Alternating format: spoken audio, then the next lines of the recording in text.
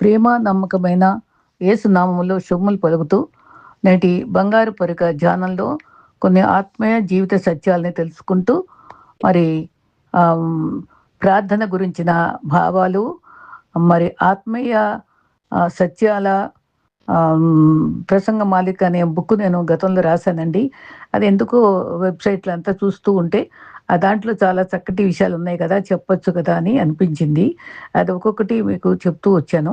ఇప్పుడు కూడా మరి ఆ ప్రార్థన గురించి, ప్రార్థన పరిస్థితులు మారుస్తుంది అనే భావాన్ని ఆధారంగా తీసుకొని కొన్ని జీవిత అనుభవాలు కూడా కలిపి నేను రాశాను. అది నాకెంతో ఆసక్తికరంగా ఉండగా అది మీతో పంచుకుంటున్నాను ఈ దినాన్న.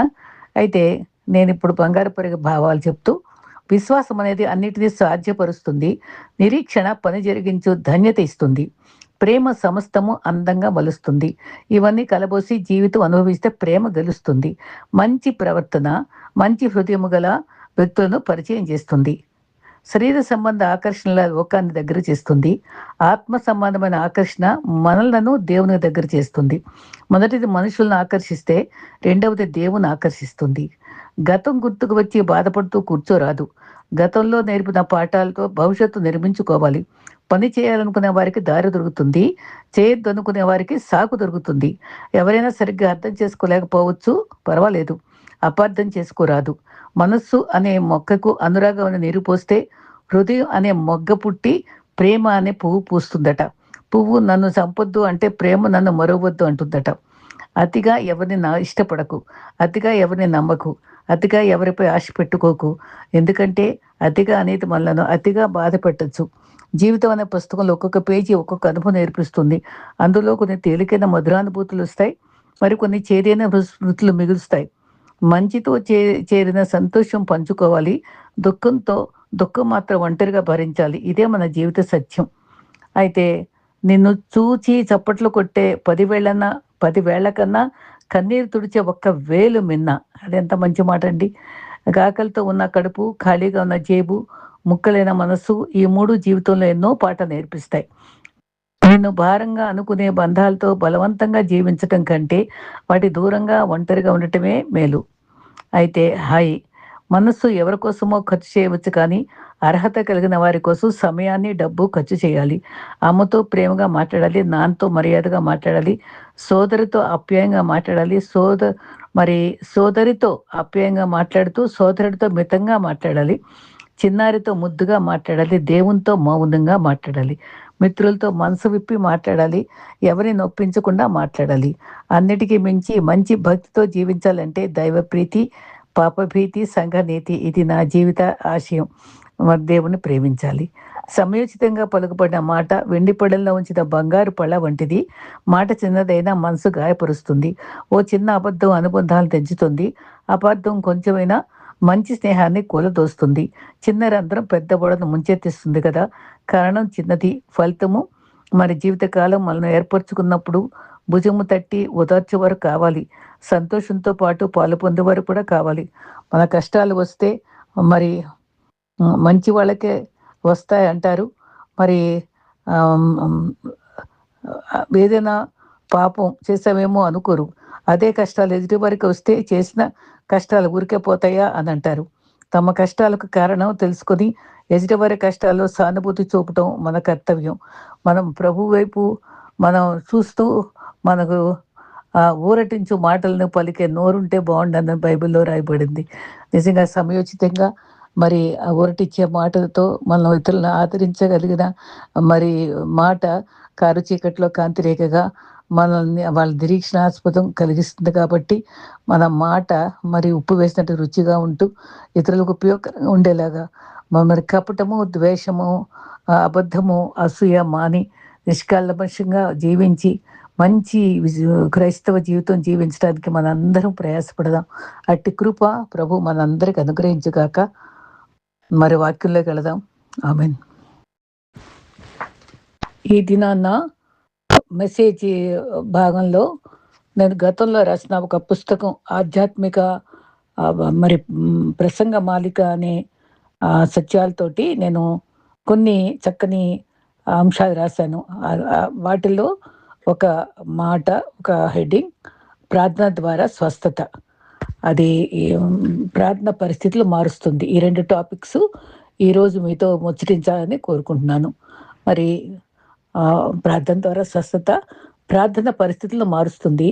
ప్రార్థన చేసే కొద్దీ ఆయన తెలుసుకునే అవగాహన శక్తి ఎక్కువై, ఆయనపై ఎక్కువ ఆధారపడి కృతజ్ఞతాస్తుతి ఎక్కువగా చెల్లించుట మరి నేర్చుకోగలం. ఆదికాండం 18:14లో మరి యెహోవాకు అసాధ్యమైనది ఏదన్నా కలదా?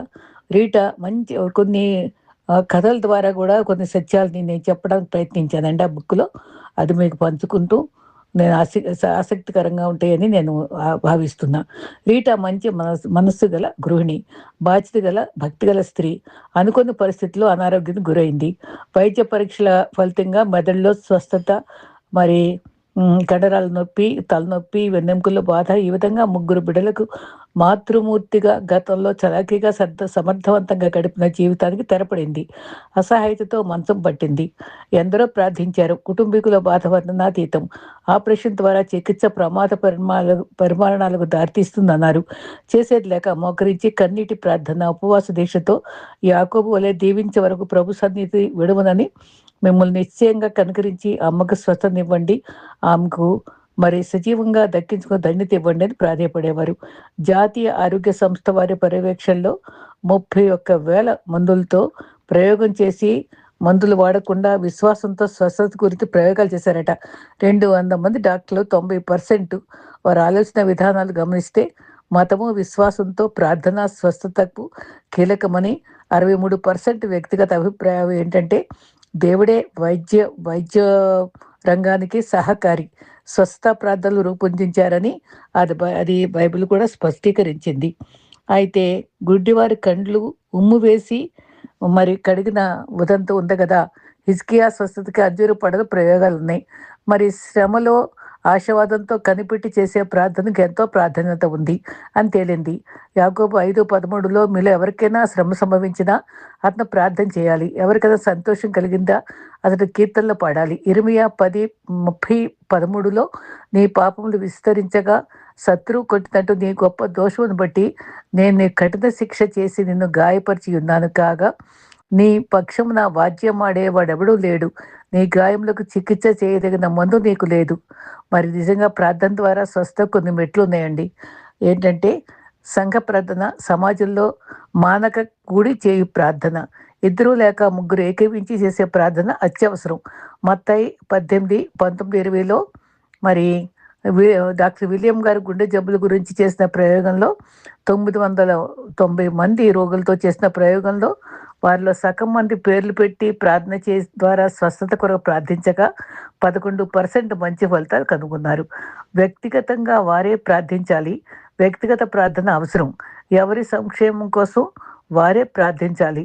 కీర్తనలు 6:2 యెహోవా నేను కృంగి ఉన్నాను, కృషించి ఉన్నాను, నన్ను కరుణించుము. యెహోవా నా ఎముకలు అదుర్చున్నవి, నన్ను బాగు చేయుము. మత్తయి 26:39లో కొంత దూరం వెళ్ళి సాగిలపడి నా తండ్రి, సాధ్యమైతే ఈ గిన్నె నా నుండి పోనిమ్ము, ఆయనను నా ఇష్ట ప్రకారము కాదు నీ చిత్త ప్రకారమే కానిమ్మని క్రీస్తు ప్రార్థించారు కదా. మన అవసరాలు దేవుని సన్నిధిని సమర్పించడం ఎంతైనా అవసరం. మనసు విప్పి స్నేహితులతో సంప్రదించిన రీతిగా మాట్లాడాలి. 3 స్వస్థత సమావేశాలకు హాజరు కావాలి. స్వస్థత వరం గల భక్తులు వరాలతో పరిశుద్ధాత్మ సహకారంతో ప్రార్థిస్తారు. యాకోబు పత్రికలో నూనె రాసి చేతులుంచి ప్రార్థించడం వివరించారు. మరి ప్రఖ్యాత దైవజనుడు బిల్లీ గ్రాహం గారి వదిన గారు క్షయతో బాధపడే రోజుల్లో వాళ్ళ నాన్నగారు డాక్టర్ గారైనా మందులు వాడటం ఆపమని కోరారు.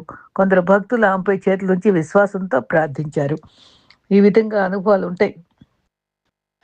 ఆ తర్వాత మరి ఎక్స్రేలో ఫలితం చూడగా వ్యాధి లక్షణాలు కనుమరుగై క్రమేపీ బలం పొందుకున్నారు. ఈ రకంగా 4 పట్టుదలగా ప్రార్థించాలి. మరి విశ్వాస ప్రార్థన ఒక కళ, అభ్యాసంతో పెంపొందించుకోవాలి. దైవిక ధ్యానం కావాలి. ప్రతిదినము 10 నిమిషాలు లేదా 5 నిమిషాలు కేటాయించాలి. పాప క్షమాపణకై వేడుకోవాలి. స్వస్థతకు పాపక్షమకు బంధం ఉంది. మరి నేర భావన, మరి ఆతృత, ఆందోళన, గుండెల్లో బాధ, మరి శోపు నింపుకోవడం, శారీరక భావోద్రేకత, మరి ఆత్మీయ ఆరోగ్యానికి చాలా దెబ్బతీస్తాయి. కీర్తనలు 103:2లో ఆయన నీ దోషములన్నింటినీ క్షమించువాడు, నీ సంకటములన్నింటినీ కుదుర్చువాడు. 1 యోహాను 1:9 మన పాపములు మనం ఒప్పుకున్న ఎడల ఆయన నమ్మదగిన వాడు, నీతిమంతుడు గనుక ఆయన మన పాపములు క్షమించి సమస్త దుర్నీతి నుంచి మనల్ని పవిత్రులుగా చేస్తాడు. 5 బాధలో శ్రమలో ఉండే వారి కొరకై ప్రార్థించాలి. రోగగ్రస్తులే ఉన్నప్పుడు ఇతర బాధితులకై ప్రార్థించడం మంచిది. అలా చేయడం వల్ల ఇతరుల మేలు పొందటమే కాకుండా మన బాధను మరిచి ఇతరుల బాధల పట్ల శ్రద్ధ చూపగలం. అలా చేయటం వల్ల ప్రార్థనలకు జవాబు లభిస్తుంది. విజ్ఞాపన ప్రార్థన ఫలితాన్ని స్పష్టంగా చవిచూస్తారు. అన్నిటికంటే మిన్నగా దేవుని పట్ల వ్యక్తిగత విశ్వాసము అంచెలంచెలుగా చిగురించి లోతుగా నిలిచి ఫలించి విస్తరిస్తుంది. ఆశించినట్లు ఫలమివ్వకపోయినా ప్రార్థన పట్ల దేవుడిచ్చే జవాబు అంగీకరించడానికి పూర్తిగా సిద్ధపడాలి. ప్రార్థనలకు దేవుడు జవాబిస్తారనేది సత్యం, కానీ మనం కోరినట్టుగా కాదు. టోనీ అనేక రచయితట అనుభవంలో చివరి దశలో ఉన్న ఒక క్యాన్సర్ వ్యాధిగ్రస్తుని వద్ద ప్రార్థించారట. ఆ తర్వాత కొద్ది రోజులకు ఆ రోగి మరణించినట్లు అతని భార్య తెలిపారు. టోనీ గారు, అమ్మ నీ ప్రార్థనలకు సరియైన మంచి జవాబు రాలేదన్నారు. టోనీ గారు అట్టనవద్దు, నీ ప్రార్థన మా వారికి ఎంతో ఉత్సాహపరిచింది. మీరు ప్రార్థించక పూర్వము వారు దేవుని పట్ల చాలా ఆగ్రహంతో ఉండేవారు, మరియు భయపీడితగా నిరాశగా ఉండేవాళ్ళు. అయితే మీరు ప్రార్థించిన తర్వాత శాంతంతో నింపబడ్డారు. నేను నా భర్త మీరు ప్రార్థించిన తర్వాత 3 రోజులు ఎంతో ఆనందంగా గడిపాం. వారు ప్రభువు నిద్రించే సమయంలో ఆప్యాయంగా నా చేతిని తన చేతిలోకి తీసుకొని సున్నితంగా అని నేను ప్రభుతో జీవించడానికి వెళ్తున్నాను, నేను నీ కోసం కనిపెడుతూ ఉంటాను అని ప్రశాంతంగా ప్రభువుని చేరారు. విశ్వాస ప్రార్థనల వల్ల ఆసక్తిగా ఉంటూ ఉన్నతంగా ఆలోచిస్తూ నీ ఆలోచన సరళిని అత్యంత విశాలంగా లోతుగా సుధీరాలకు చేరేంతగా అనువైన విలువైన ఆశావాద దృక్పథంతోనే నింపుకోవాలి. విచిత్రంగా అందిన స్వస్థత. న్యూజెర్సీ రాన్ అని ఆయన, అదే 1992లో క్రిస్మస్ వేళ ఆ టైంలోనట మా మాటల్లోనే నమ్మకంతో జీవించే వ్యక్తి ప్రార్థనా పరిస్థితులు మార్చుతుందే మాట నమ్మేవారట. అయితే ఆ కొత్త సంవత్సరంలో రిబ్కాకు జ్వరం వచ్చింది. జ్వరం తగ్గే సూచనలు కూడా లేవు. పైగా గొంతుకులు గరగరలు మత్తుగా ఉంటూ తలనొప్పితో విపరీతంగా బాధపడింది. క్రమేపీ కండరాలు జాయింట్లు బాధ తీవ్రమైపోయి మెదడు శూన్యంగా ఉంటుందట. మతిమరుపుతో బాధపడేది. తాను చేస్తున్న ఉద్యోగానికి స్వస్తి చెప్పింది. డాక్టర్లు పరీక్షలు ఆరంభమయ్యాయి. చివరకు ఒక ప్రత్యేకమైన ఫెబ్రో మైలేజియా అంది తేల్చారట. అంటే విపరీతంగా అలసట, కండరాలు బిగిసిపోవడం, ఈ వ్యాధికి సరైన మందే లేదు, ఆ బాధలో భరించడమే కష్టం అని కూడా అన్నారట. అయితే ఇక రాన్ దైవభక్తి గల ప్రార్థనాపరుడు, గొప్ప విశ్వాసి, ప్రార్థనయ్య మందు అని గ్రహించి విశ్వాసంతో ప్రార్థించసాగారట.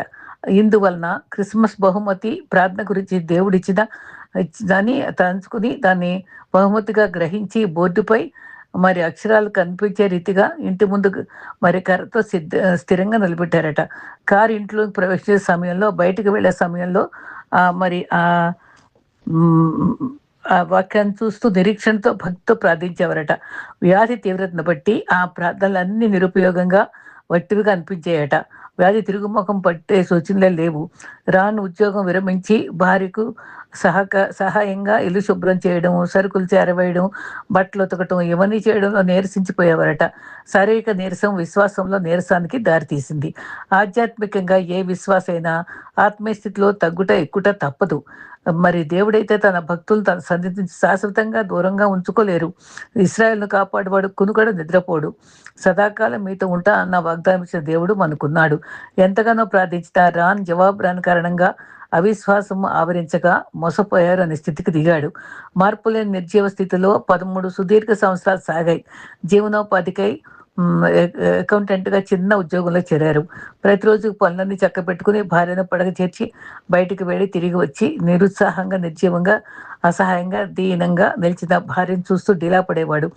ఒకరోజు అకస్మాత్తుగా రిబ్కా భర్తతో మాట్లాడసాగింది. రాన్, నేను బాగవుతాను, మన విశ్వాసాన్ని నిరీక్షణను సజీవంగా ఉంచుదాం మరి అది కత్తిపొట్టులాగా రాను గుండెను తాకాయి.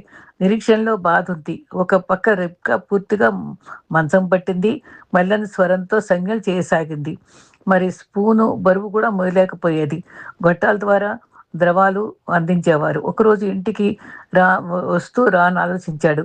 ఈ రోజల్లా ఎలా ఉన్నావు అనే ప్రశ్న మా మధ్య లేదు. నేనే ఒక నర్సుగా ఉన్నానని ఆలోచిస్తూ అకస్మాత్తుగా తోటలో నిలిచిన బోర్డుపై అక్షరాలు చదివారు.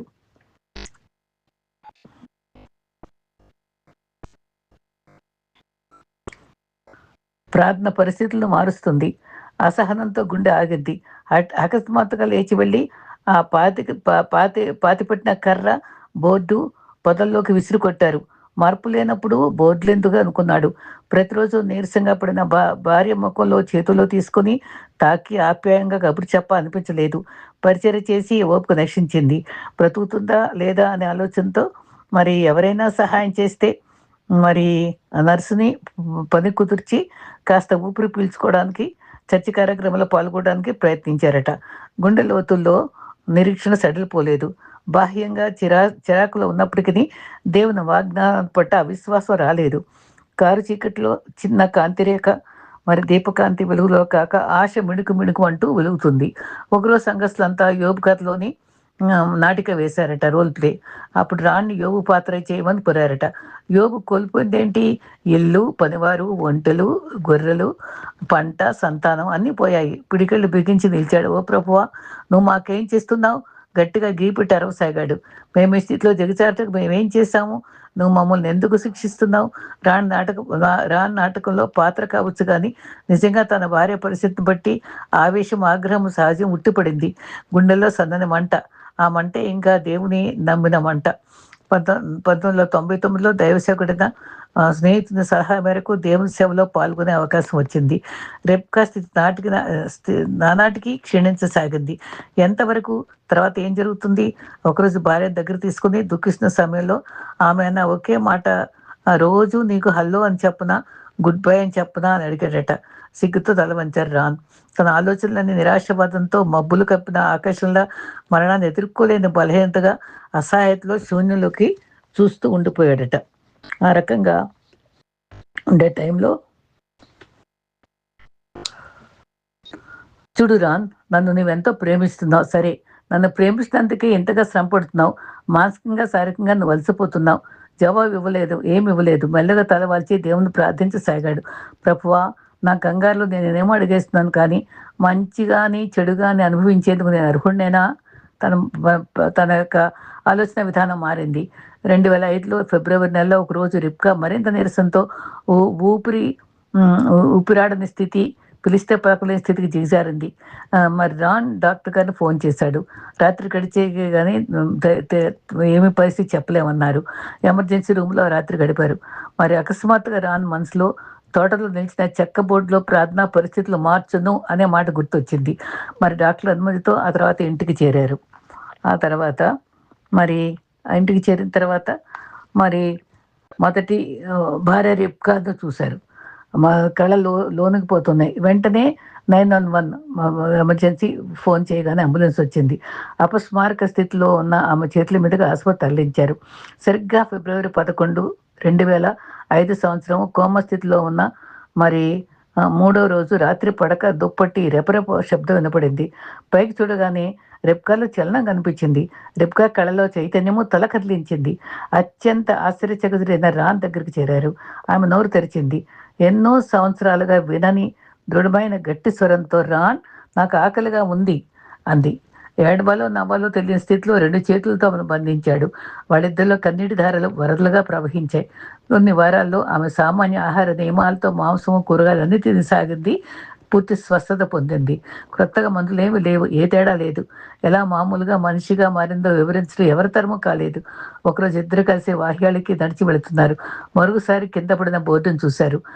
మెల్లగా ఆ బోర్డును తుడిచి మరలా కర సహాయంతో అందంగా అమర్చారు. Prayer changes things. ప్రార్థన పరిస్థితుల్లో మారుస్తుంది. నిజమేనండి. వారిద్దరి జీవితాలు క్షణం దేవుని స్తుతిస్తూ, ఆరాధిస్తూ, సాక్ష్యమిస్తూ సాగిపోతున్నారు. కొన్నిసార్లు నిరాశలు, నిస్పృహలు, బలహీనతలు మామూలేనండి.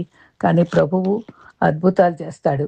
ఆ అద్భుతాలు మాత్రం ఈ సాక్ష్యాల్లో ఎన్నో సాక్ష్యాల్లో నేను రాస్తున్న సాక్ష్యాల్లో మరి వెన్నెముక విరిగిపోయినవి కూడా అది సరవడం గానీ, భయంకర త్రాగుడు మారి గొప్ప భక్తులవ్వటం గానీ, ఇవన్నీ గమనిస్తే పరిస్థితుల్ని ప్రార్థన మారుస్తుందనేది అక్షరాల నిజం. మన జీవితాల్లో మనం మరి బ్లాక్ స్పాట్ అంటే మనం మధ్య ఉన్నటువంటి అద్భుతాల్ని ఆత్మీయ నేత్రాలతో చూడలేకపోవటమేనట. మనం ఆత్మీయ నేత్రాలతో మనం అనుదినము దేవుడు మనకిచ్చే అద్భుతాలను గమనిద్దాం, ప్రభువు స్తుతిద్దాం. మరి లోతైన భక్తితో ముందుకు సాగిపోదాం. అట్టి కృప మనందరికి ప్రభు అనుగ్రహించుగాక.